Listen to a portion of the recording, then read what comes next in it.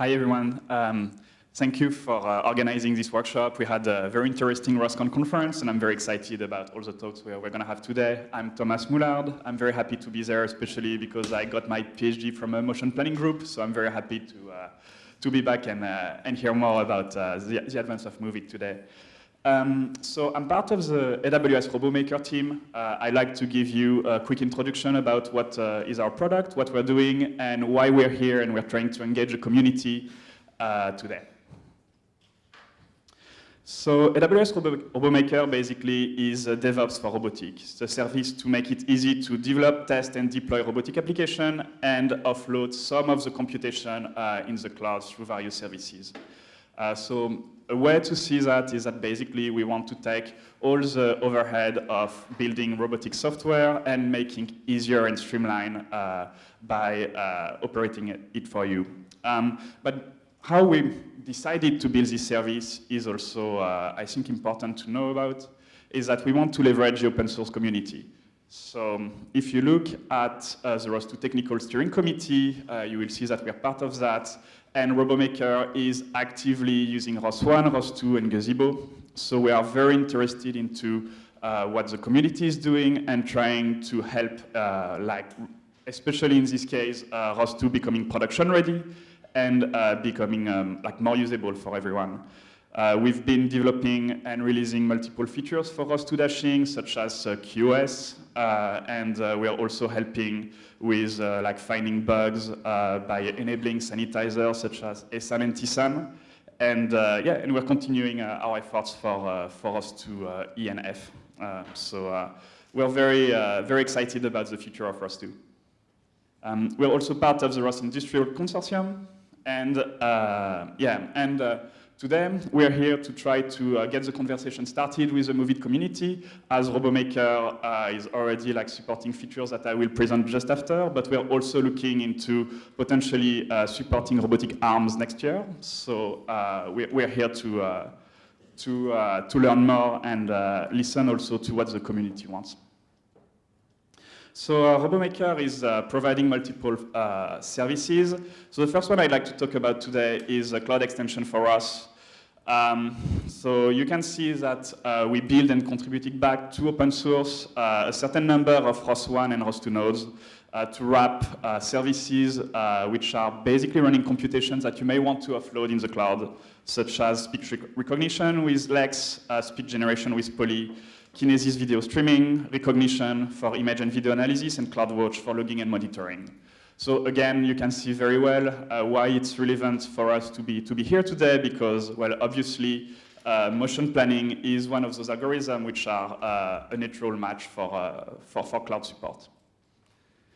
Here is one of our early customers. So you can see this platform for healthcare. It's a walking assisting device from a company called Lie. It's built on top of ROS, and it's using Robomaker for simulation and parameter tuning, real-time data streaming, enhanced interactivity with voice recognition and speech synthesis. And it's also using other AWS services for EC2 and S3 to be cloud-enabled. The second thing that we are providing, which is, I think, also particularly relevant to this community, is simulation. So Robomaker is leveraging Gazebo to run simulation in the cloud at scale.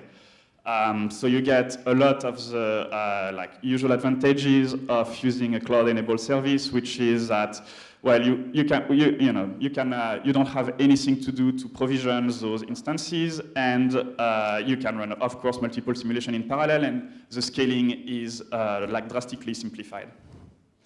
You can see, well, obviously, all of you already know about Gazebo, so you can see how it looks in Robomaker. So you can see that we are streaming the simulation result directly into your browser. So there is no setup whatsoever needed. You just need to upload your code and your simulation settings to our service, and you can run your simulation directly on AWS. So something interesting also, and I think it's very close to the problems that you all have in motion planning, is of course scalability. So like a Robomaker allows you to auto-scale your simulation if you want to do, for instance, like parameter research, or if you want to train ML models, then having the ability to have batch simulation and handle peaks is a very interesting capability. And on top of that, the fact that you are co-located in the cloud also gives you direct access to S3, which is useful to store your simulation results and do offline analysis on on your batch of simulation, basically. We saw a lot of demand also around CI and CD integration for simulation. So it's a usual pain point for roboticists, which is that once you have an application complex enough, you need a simulator in the loop to run your E2E test. And so we are also seeing a lot of use cases where people come to us and use Robomaker, for instance, integrated into their Jenkins instance. And like as a part of their release mechanism, they would just run 20 or more like a simulation every time to just make sure that you don't have any performance regression. Another thing we're providing is fleet management. So we are relying on an OTA agent to provide over-the-air updates called Greengrass. And by registering your robot into Robomaker, you can directly update the code on your robot. And again, the goal here is to enable startups and robotics companies to scale more quickly, more easily, and to also avoid reinventing the wheel every time. So we're also investing in fleet management. Here is an example of a complex application using Robomaker. I will not go into the detail, but what you can see here is that in this particular case, like the customer is using SageMaker to train an ML model, and it's using on the bottom left our fleet management service to push those models on the edge. So it's obviously a good compromise between, having a large and very powerful instances available in the cloud, and also taking the result of this training, pushing that on the edge. Again, something which is very similar to problems that you see in motion planning and control. So yeah, just to wrap it up. So here is how we see ourselves in the field of robotics is basically enabling DevOps, is coding, testing, deploying, monitoring. So all those challenging problems, we feel that it's not up to roboticists to solve them by themselves. So we want to provide readily usable solution for you so that you can concentrate on the science and not be too distracted by the engineering, basically. The second part is so intelligent cloud services to enhance local processing on the robot. Exactly what I was mentioning before. Again, very relevant to what MoveIt is doing. You have, very large-scale problems that you need to solve, and it's just not always feasible to solve that on local robots. Simulation at scale, especially combined with machine learning, is also very interesting to us.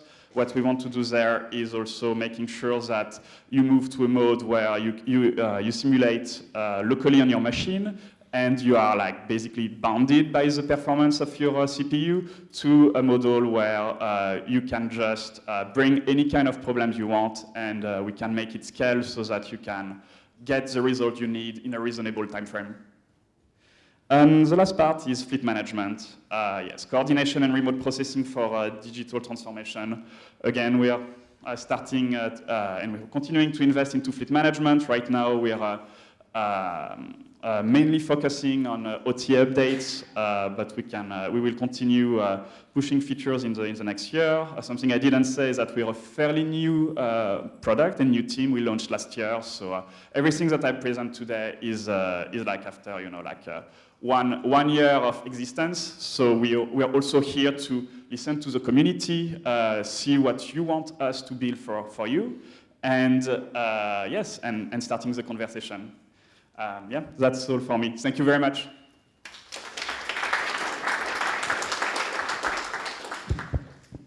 That was a really great talk. Really appreciate you guys. Do we have any questions?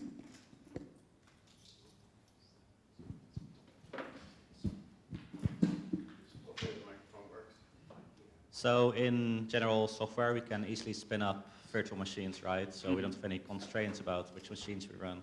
But in robotics, we cannot easily spin up multiple robotics because we actually have physical hardware we need to deal with. Yeah.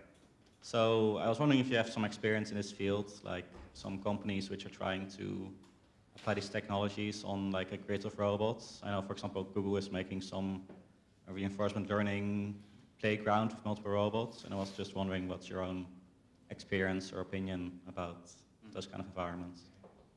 Yeah, so definitely, like like testing with the hardware in the loop is very important. Even if just to get some kind of ground truth data, but we still feel that it's a very costly solution to machine learning.